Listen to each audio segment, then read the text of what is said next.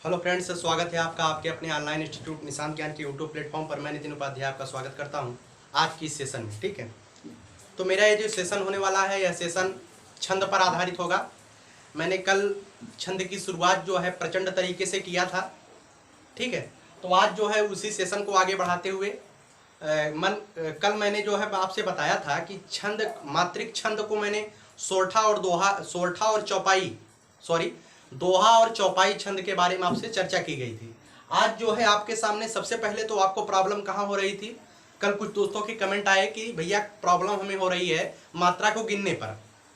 तो मात्रा को गिनने में अगर आपको प्रॉब्लम हो रही है तो सबसे पहले मैं उसका सॉल्यूशन देता हूं आपको कि मात्रा को गिनने में आपको कोई तकलीफ नहीं होनी चाहिए, कोई परेशानी नहीं होनी चाहिए।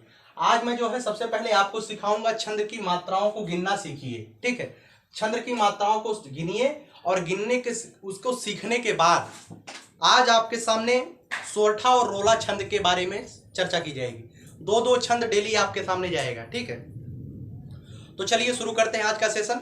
उससे पहले मैं आपसे एक आग्रह करता हूं, अगर आप चैनल पर नए होंगे चैनल को जरूर से जरूर सब्सक्राइब करिएगा। अगर वीडियो पसंद आता है तो वीडियो को लाइक करिएगा। ठीक है, दूसरों तक इसे शेयर भी आप कर सकते हैं। तो चलिए शुरू करते हैं आज का सेशन। आज क्या है, छंद की मात्राओं को गिनना सीखना। अगर पहली वीडियो को आपने नहीं देखा है, डिस्क्रिप्शन बॉक्स में उसका लिंक दे दिया जाएगा, वहां से आप उससे सीख लीजिएगा। छंद की शुरुआत कैसे होती है, छंद किसे कहते हैं, छंद के बारे में क्या जानकारी होती है, पहले वीडियो में अच्छी तरीके से दिया गया है। आज जो है छंद की मात्रा को गिनिए, सीखिए, उसके बाद सोरठा और रोला छंद के बारे में चर्चाएं होंगी। तो चलिए शुरू करते हैं। जैसे आप समझ चुके होंगे, कल मात्रा को थोड़ा बहुत मैंने बताया था। लघु मात्रा जिसे कहते हैं एक मात्रा, उसे जो है एक खड़ी पाई से प्रदर्शित किया जाता है, और दीर्घ मात्रा को इंग्लिश के यस के चिन्ह से प्रदर्शित किया जाता है। समझ में आया? इसे जो है दो मात्रा वाला व्यंजन इससे प्रदर्शित किया जाता है, और एक मात्रा वाला इससे प्रदर्शित किया जाता है। समझ में आया आपको? ठीक, यहां तक तो कोई दिक्कत नहीं होने वाली है। तो यहां पर लघु मात्रा कैसे गिना जाता है और दीर्घ मात्रा में क्या अंतर होता है, थोड़ा सा मैंने उसे लिखा है।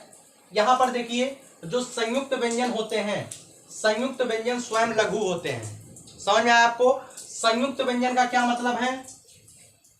संयुक्त व्यंजन का मतलब है, जैसे आपके सामने लिखा गया है, जैसे मैं यहाँ पे उदाहरण लिख रहा हूं। ठीक है, तो यहाँ पे आपके सामने लिखा गया है सख्त। क्या लिखा गया है? सख्त। इस तरीके से लिखा गया है, स के बाद आधा ख आया है। ठीक है, तो इसे जो है हमेशा एक मात्रा गिना जाएगा। समझ में आया आपको? उसके बाद का तो एक मात्रा है ही। ठीक है, तो संयुक्त व्यंजन स्वयं लघु होते हैं, सबसे पहला नियम आपने समझ लिया होगा। उसके बाद क्या है, चंद्र बिंदु वाले वर्ण लघु होते हैं। जैसे आपसे कहा जाए, यहां पर लिखा है चंद, इस तरीके से चंद लिखा गया है, तो अगर च के ऊपर चंद्र बिंदु लगा है तो हमेशा लघु होता है। ध्यान रखिएगा, हमेशा चंद्र बिंदु वाले वर्ण क्या होते हैं? लघु होते हैं। आगे है हलंत व्यंजन भी लघु होता है। अगर यहाँ पर क के नीचे हलंत दिया गया है तो हमेशा लघु की श्रेणी में आएगा। ध्यान रखिएगा, किसी भी व्यंजन के नीचे अगर हलंत लगा है तो वह लघु होता है। लघु का मतलब एक मात्रा होता है। आगे है लघु मात्राओं वाले वर्ण लघु होते हैं। लघु मात्राओं वाले वर्ण का मतलब, जैसे मैंने लिखा लू, सु, रू, ता पे छोटी ई की मात्रा मैंने लगाया इस तरीके से। ठीक है, तो जिसमें लघु मात्राएं लगती है हमेशा क्या होता है? लघु होता है। ला पे लघु मात्रा है, लघु ऊ की मात्रा है, तो ये लघु में गिना जाएगा, इस पे एक मात्रा लगेगा। समझ में आया? लगभग सभी पॉइंटों को लघु में क्लियर करने की कोशिश किया है हमने। ठीक है, कुछ जो अपवाद के रूप में बचते हैं, कहीं कहीं पर देखिए, लघु मात्रा में और दीर्घ मात्रा में अपवाद क्या है, कहीं कहीं पर पंक्तियों को सजाने के चक्कर में लघु मात्रा को दीर्घ मात्रा में गिना जाने लगता है। ठीक है, इसे ध्यान रखिएगा। कहीं कहीं पर अगर पंक्ति सेट नहीं होती है तो वहां पर लघु मात्रा को दीर्घ मात्रा में गिना जाता है। ठीक है, आगे है दीर्घ मात्रा के बारे में आपको सिखाऊंगा। दीर्घ मात्रा क्या होते हैं, दीर्घ मात्रा कैसे गिना जाता है? अनुस्वार वाले वर्ण दीर्घ होते हैं। सबसे पहला है अनुस्वार वाले वर्ण दीर्घ होते हैं। जैसे अगर आपसे कहा जाए अंत लिखा गया है, क्या लिखा गया है? अंत लिखा गया है, तो आ के ऊपर अनुस्वार लगा है, यहां पर दीर्घ मात्राएं होंगी। क्या होगा? दीर्घ मात्रा होगी। समझ में आया आपको? जितने भी अनुस्वार वाले वर्ण आएंगे क्या होते हैं? दीर्घ होते हैं। दीर्घ का मतलब उसमें डबल मात्राएं होती हैं। आगे है विसर्ग युक्त वर्ण दीर्घ होते हैं, विसर्ग युक्त वर्ण दीर्घ होते हैं। जैसे आप समझिएगा, समझने का थोड़ा सा कोशिश करिएगा। जैसे दुख लिखा गया है, दू के आगे विसर्ग लगा गया है, ठीक है। तो यहाँ पर जो है दू के आगे जब विसर्ग लगा है तो यहाँ पर डबल मात्रा होगी, ध्यान रखिएगा, दीर्घ मात्रा होगी। विसर्ग युक्त वर्ण जितने होते हैं सब क्या होते हैं, दीर्घ होते हैं। लेकिन चंद्र युक्त वर्ण, यहां पर देखिएगा चंद्र बिंदु वाले वर्ण क्या होते हैं, लघु होते हैं, ठीक है। इसे जो है स्क्रीनशॉट आप जरूर ले लीजिएगा रखने के लिए, आपको पढ़ने के लिए। एक बार नहीं, दो बार नहीं, 3 बार आप इसे पढ़ेंगे तो आसानी से क्लियर हो जाएगा। आगे है दीर्घ मात्राओं वाले स्वर दीर्घ होते हैं। दीर्घ मात्रा का मतलब जैसे तापे बड़ी ई की मात्रा लगा है, दीर्घ मात्रा। तापे बड़ा ऊ की मात्रा लगा है, दीर्घ मात्रा। ये सभी क्या होंगे, दीर्घ होंगे, ठीक है। तो बादल की गड़गड़ाहट आपको सुनाई देगी, क्योंकि बरसात हो रहा है बाहर, इस वजह से बादल की गड़गड़ाहट आपके सामने जाएगी, क्योंकि उतनी अच्छी व्यवस्था भी नहीं हो पाई है। आगे है संयुक्त अक्षर से पहले वाले वर्ण दीर्घ होते हैं। संयुक्त अक्षर से पहले वाले वर्ण दीर्घ होते हैं। जैसे आप समझने का प्रयास करिएगा, जैसे यहां पर मैंने लिखा है कुष्ठ, क्या लिखा है, कुष्ठ मैंने लिखा है, ठीक है। तो संयुक्त अक्षर से पहले आपको लघु दिखाई दे रहा है, संयुक्त अक्षर से पहले लघु दिखाई दे रहा है, लेकिन यहां पर हमेशा दीर्घ मात्रा होगी। समझ में आ गया? तो एक बार इसका स्क्रीनशॉट ले लीजिए। स्क्रीनशॉट लेने के बाद आगे मैं पढ़ाता हूं। आगे जो है सोरठा और रोला छंद के बारे में आपके सामने चर्चा की जाएगी। उम्मीद है कि आप लोगों ने इसका स्क्रीनशॉट ले लिया होगा। चलिए मैं इसे मिटाता हूं और आगे मैं चर्चा करता हूं सोरठा और रोला छंद के बारे में। देखिए छंद के बहुत ज्यादा है, इंद्रवज्जा है और कुंडलियां हैं, ठीक है। तो ये सभी छंद, जैसे जैसे छंदों की शुरुआत होगी, जो जो छंद आप समझ रहे होंगे, जो जो छंद पुस्तक में दी गई है, जो छंद आपने नहीं देखा होगा, उसे भी मैं यहाँ पे चर्चा करूंगा। तो छंद की एक एक पॉइंट आपको बताया जाएगा, लेकिन अलग अलग वीडियो में बताया जाएगा। समझने का थोड़ा सा प्रयास करिएगा। आपके सामने सोरठा छंद है, ठीक है। तो आपके सामने सोरठा छंद है, उसके बाद उसके उदाहरण के माध्यम से आपको बताने का मैं प्रयास करूंगा। तो सबसे पहले आप हेडिंग डालिए। उम्मीद है कि आप कॉपी किताब लेकर बैठे होंगे। सबसे पहले आप हेडिंग डालिए सोरठा छंद, ठीक है। अब इसकी परिभाषा लिखने का प्रयास करिएगा। उम्मीद है कि आप लोग लिखेंगे। लिखिए, यह एक अर्धसममात्रिक छंद है। यह एक अर्धसममात्रिक छंद है। इसमें 4 चरण होते हैं। इसमें 4 चरण होते हैं। पहले और तीसरे चरण में 11-11 मात्रा, दूसरे और चौथे चरण में 13-13 मात्राएं होती हैं। फिर लिखिए, यह दोहे का उल्टा होता है। उम्मीद है कि आप लोगों ने लिख लिया होगा, परिभाषा आप लोगों ने लिख लिया होगा। अब कुछ पॉइंट है जो आपको जानना जरूरी है। सबसे पहले, यह दोहे का उल्टा होता है। दोहे का उल्टा का मतलब, अगर आपने दोहा छंद पढ़ा होगा तो उसमें पहले और तीसरे चरण में 13-13 मात्राएं होती हैं। इसमें पहले और तीसरे चरण में 11-11 मात्रा होती है। पहले और तीसरे चरण में 11-11 मात्राएं होंगी और दूसरे और चौथे चरण में 13-13 मात्राएं होंगी। ध्यान रखिएगा, पहले और तीसरे चरण में 11-11 मात्राएं और दूसरे और चौथे चरण में 13-13 मात्राएं। दोहे का उल्टा का मतलब क्या है? दोहे में क्या होता था? दोहे में पहले और तीसरे चरण में 13-13 मात्राएं होती हैं। समझे आप? ठीक, समझ चुके होंगे। दूसरा पॉइंट है, यह अर्धसममात्रिक छंद है। अर्धसममात्रिक, इसका मतलब क्या है? अर्धसममात्रिक का मतलब क्या है कि 2 चरण में बराबर मात्राएं होंगी। जैसे पहले और तीसरे चरण में 11-11 है, बराबर है। दूसरे और चौथे चरण में 13-13 मात्राएं हैं। तो जैसे अगर 6 चरण है, 3 चरण में समान मात्रा, 3 चरण में समान मात्रा होगी। इस तरीके से आप समझने का प्रयास करिएगा, ठीक है। उदाहरण के माध्यम से पूरा समझाने का प्रयास मैं करता हूं। उदाहरण इसका एक लिखिएगा, ठीक है। उदाहरण लिखिए, जो सुमिरत सिद्धि होय, जो सुमिरत सिद्धि होय, जो सुमिरत सिद्धि होय, गणनायक करिवर वदन, गणनायक करिवर वदन। ठीक है, करऊ अनुग्रह सोई, करऊ अनुग्रह सोई, बुद्धि राशि शुभ गुण सदन, बुद्धि राशि शुभ गुण सदन।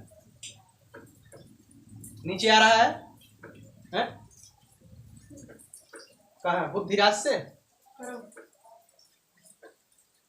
करऊ से नहीं आ रहा है। चलिए, करहु अनुग्रह सोई बुद्धि राशि शुभ गुण सदन। अगर यहां पर नहीं आ रहा है तो मैं बगल में लिख दे रहा हूं, यहां पर इसी चरण में है बुद्धि राशि शुभ गुण सदन, बुद्धि राशि शुभ गुण सदन। ठीक है, देखिए उदाहरण एक बार फिर से आप समझिएगा।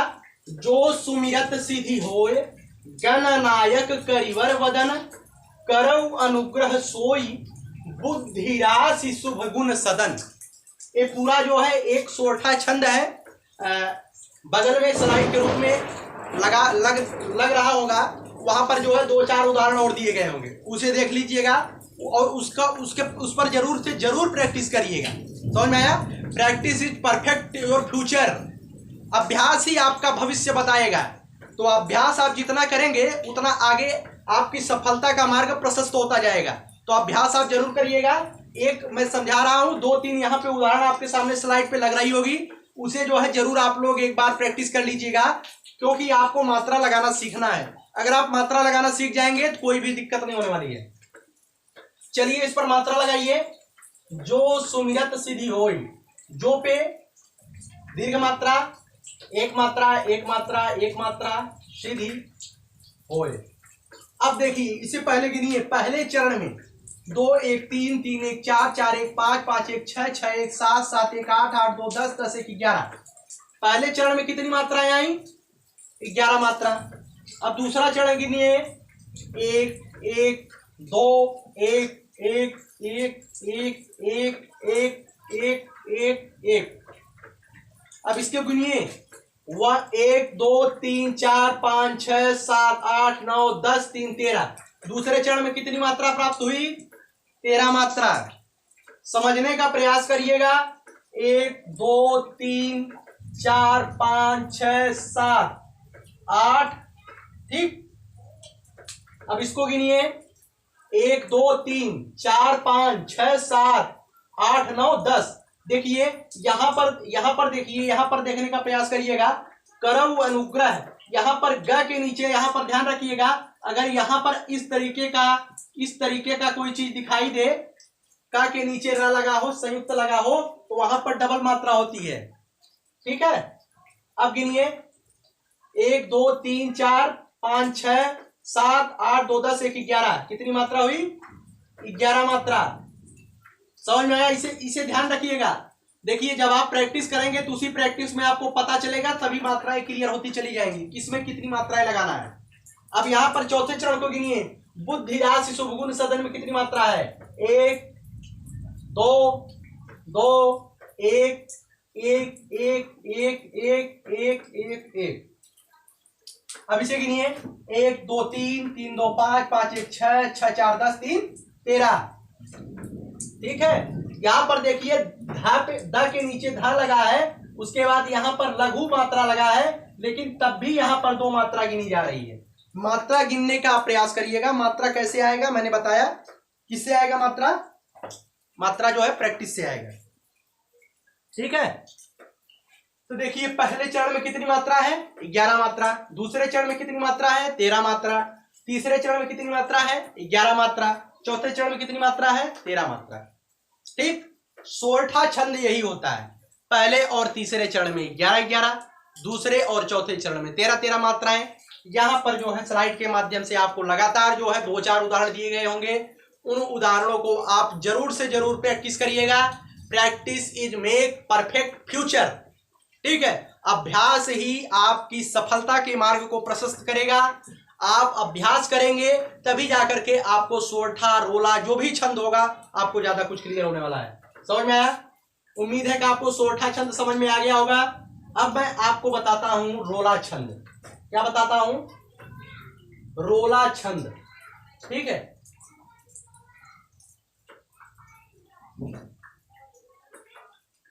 तो जो लोग नए जुड़े होंगे चैनल को जरूर सब्सक्राइब कर लीजिएगा।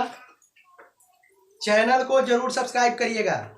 जितने भी लोग नए जुड़े हैं चैनल को पहले सब्सक्राइब कर लीजिए, उसके बाद आगे पढ़ाई करिए। तो चलिए आपको बताता हूं रोला छंद। क्या बताता हूं? रोला छंद। आपको क्या बनना है? सबसे पहले अगर आपको पढ़ाई में मन नहीं लगता है तो आप समझिए आपको क्या बनना है। उत्तर प्रदेश में दरोगा बनना है। ठीक है, आपकी सैलरी कितनी होने वाली है? 70,000 आपकी सैलरी होने वाली है। तो उसको समझ करके पढ़ाई करिए। समझ आया? आपको बड़ा काम करना है तो पढ़ाई भी बड़ी करनी पड़ेगी।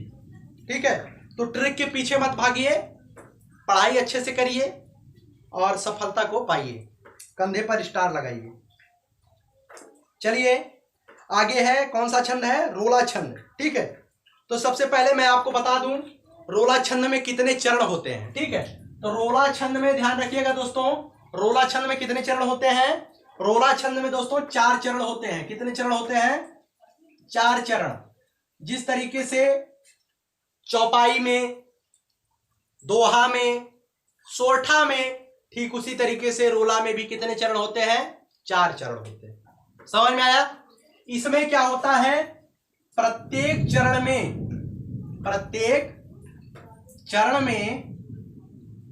24 मात्राएं होती हैं। कितनी मात्राएं होती हैं? 24 मात्राएं होती हैं। इसे ध्यान रखिएगा। प्रत्येक चरण में कितनी कितनी मात्राएं होती हैं? 24 मात्राएं होती हैं। जब प्रत्येक चरण में 24 मात्राएं हैं, इसलिए इसे कहा जाता है, क्या कहा जाता है? सममात्रिक छंद बोला जाता है। ठीक है, इसे बोला जाता है सममात्रिक छंद, क्योंकि प्रत्येक चरण में 24 मात्राएं होती हैं, समान मात्राएं होती हैं प्रत्येक चरण में, इसलिए इसे अर्ध सममात्रिक छंद बोला जाता है। और सोरठा छंद को अर्ध सममात्रिक क्यों बोला जाता है? आपने देखा होगा पीछे। समझ में आया आपको? अब एक चीज इसमें क्या है, एक चीज आपको समझने का प्रयास करना है। 11 और 13 मात्राओं पर, 11 और 13 मात्राओं पर, 11 और 13 मात्राओं पर यति होता है।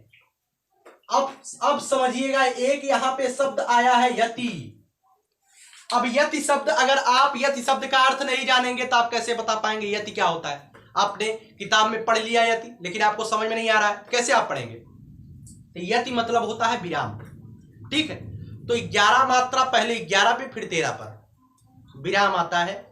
इसे समझ लीजिएगा, गांठ बांध लीजिएगा। यति का मतलब क्या होता है? विराम। विराम का मतलब क्या होता है? ठहराव। समझने का प्रयास करिएगा। आप इसे लिख लीजिए, स्क्रीनशॉट ले लीजिए। ठीक है, मैं इसे मिटा करके रोला छंद के उदाहरण को आपको समझाने का प्रयास करूंगा। उम्मीद है कि आप लोगों ने इसे लिख लिया होगा। तो चलिए मैं रोला छंद के उदाहरण को आपको बताता हूं। रोला छंद के कई उदाहरण आपके सामने दिए गए होंगे। यहां पर स्लाइड के माध्यम से, कहीं भी व्हाइट बोर्ड पर स्लाइड के माध्यम से क्वेश्चन लगाए रहे होंगे। ठीक है, तो वहां पे क्वेश्चन का मतलब क्या है, वहां पे रोला छंद आपको लगा होगा, उसका प्रैक्टिस आप कर लीजिएगा। और एक रोला छंद मैं बता रहा हूं और उसकी मात्रा गिन करके आपको दिखाऊंगा। ठीक है, सबसे पहले है उदाहरण, यहाँ पे लिखा गया है, यहां से मैं यहाँ पे लिख रहा हूं। हे देवी वह नियम सृष्टि में सदा अटल है। हे देवी वह नियम सृष्टि में सदा अटल है। समझने का प्रयास करिएगा।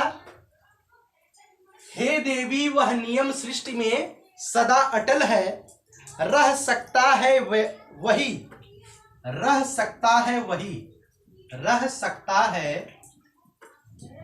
वही, रह सकता है वही, सुरक्षित जो बलवान है, सुरक्षित जो बलवान है, जो बलवान है। 2 चरण हो गए हैं, अब इसके बाद देखिए, निर्बल का है नहीं, निर्बल का है नहीं, निर्बल का है नहीं जगत में कहीं ठिकाना, निर्बल का है नहीं जगत में कहीं ठिकाना, जगत में कहीं ठिकाना।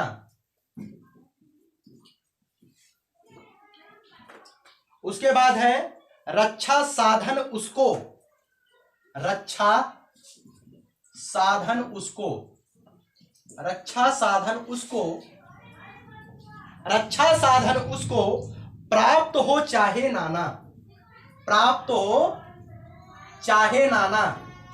ठीक है, रक्षा साधन उसको प्राप्त हो चाहे नाना।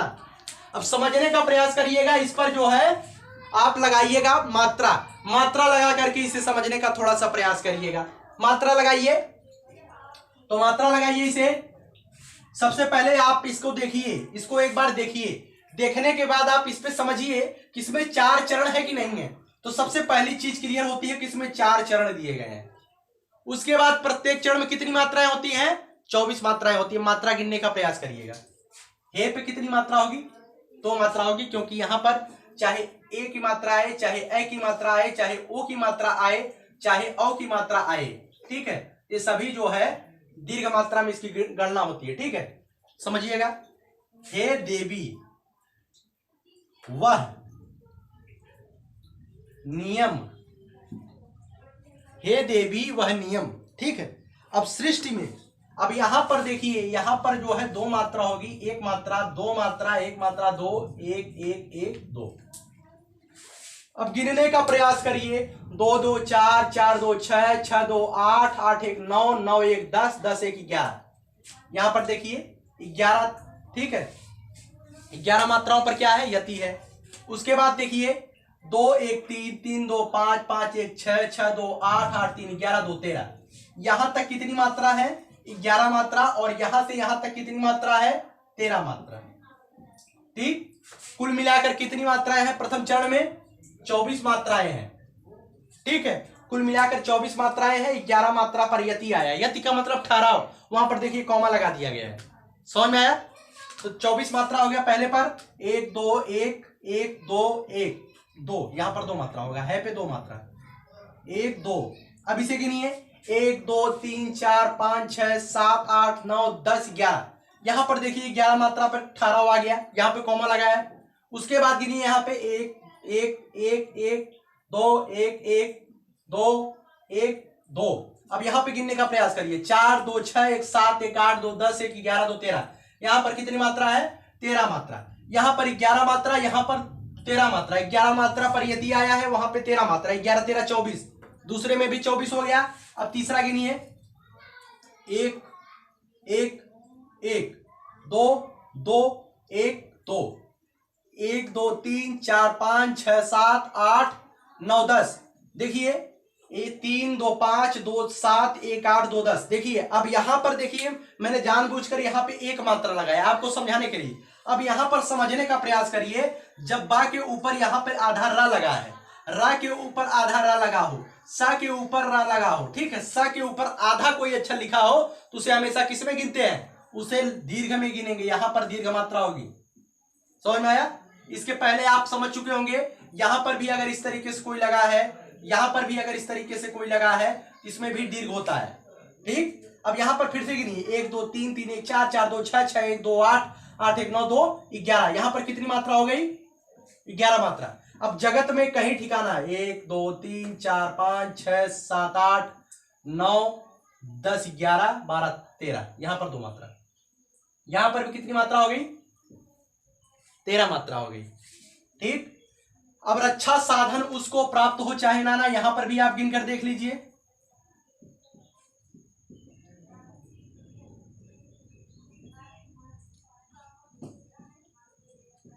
ठीक है, यहां पर भी आप गिनेंगे तो यहां पर भी 24 मात्रा टोटल प्राप्त होगी। समझ में आया? तो रोला छंद में क्या होता है, एक बार पुनः आप समझने का प्रयास करिएगा।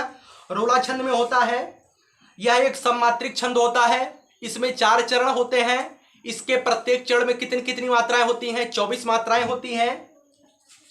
11 और 13 मात्राओं पर क्या आता है? ठहराव आता है। समझ में आया आपको? तो रोला छंद और सोरठा छंद के बारे में मैंने बताया, लेकिन यहां पर जो है प्रैक्टिस के लिए आपको कुछ क्वेश्चन लगाए जाएंगे जिसे आपको करना आवश्यक है, ठीक है। और इसके बाद जो है एक सेशन आएगा जिसमें क्वेश्चन पूछा जाता है, वो आपको मिलेगा जरूर, ठीक है। तो उम्मीद करता हूं आप ऐसा करेंगे, चैनल को सब्सक्राइब करेंगे और पढ़ाई का आनंद लेंगे, ठीक है। तो चलिए इसी के साथ मैं सेशन को समाप्त करता हूं। जय हिंद, जय भारत।